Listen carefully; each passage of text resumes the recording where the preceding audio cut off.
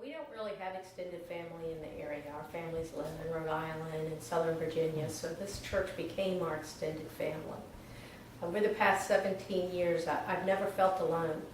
And it's because of the relationships we've developed at Arcola Church that have been there for us, and sharing the good times and sharing the bad. I was probably about a year in before I did anything, but I heard about different men's groups and early groups, and Stephanie made the suggestion one day, do you think you would like to do something like that? And I really knew that was code for you should probably do something like that.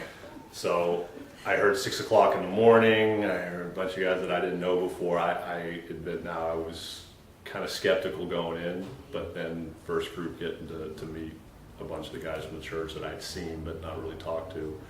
Again, same way with the first church service, it was just kind of a connection that I felt comfortable around the guys during the group that I went to. Brought me to the church, and I liked it right away. And the minister's mother was so nice to me and talked to me every Sunday when I went there. Made me feel so much at home. We recently went to the Dates with a Purpose, which was nice. That's a nice service that the church provides. It's, having a little one, we don't get to do that much, to go out together, but it was nice. One of the nice first thing we write down on our calendar every month is the Dates with a Purpose. And not only is it a great individual time for Ed and I to get out together and spend that time together, but the first 10 minutes of that evening is spent with the other couples and worshiping God and talking about how important marriage is, and feeling that sense of connectedness. I try to never miss a Sunday, because he's just such a meaningful person. He's not only my pastor. Chris is just a concerted friend. I just believe everything that every time I have a problem, I just think, what would Chris say? What would Chris do? And many times find myself knocking on his door back there and I say, hey Chris, you got a minute? And not just Sunday, Monday through Saturday. And this wonderful, incredible group of moms has guided me some of the most difficult transitions in being a parent. But it's been through love and fellowship and humor. And I've been playing incredible softball for about the last 2 years. And again, I played in other leagues with other guys, but Steve Nino had just asked one day, do you want to come out and join? And I said, sure, absolutely. And not only it's laid back in softball and sports, it's a good bonding time for guys, obviously, but I was also impressed with, there's some good players here, and it's a pretty competitive league. So. I have enjoyed being in the women's ministry and have made a lot of friendships that way, met a lot of people from a lot of different demographics.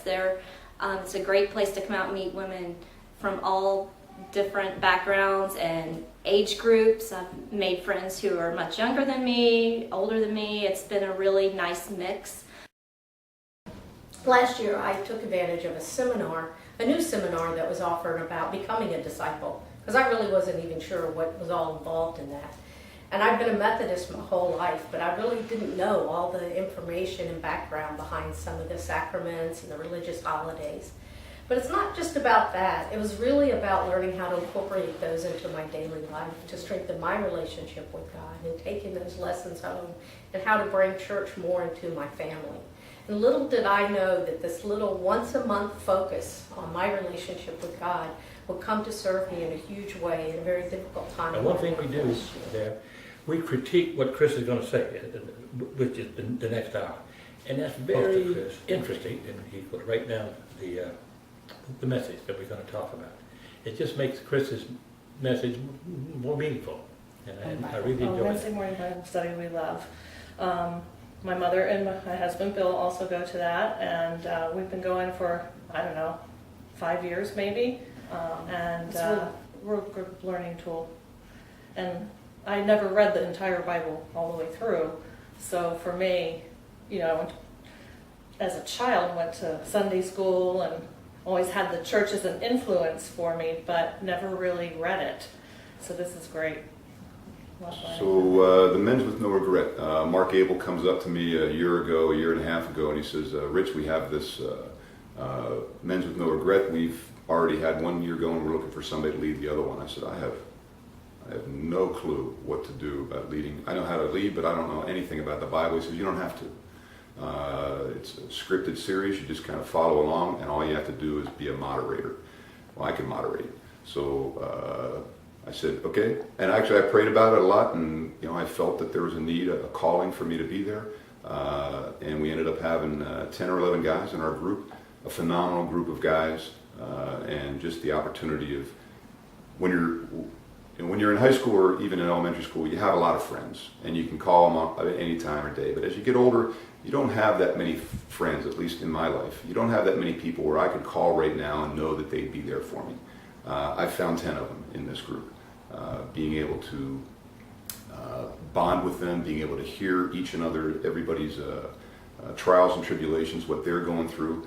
Some of the things that I think I'm going through are unique in the world. No, they're not. Turns out everybody has their own baggage, if you will.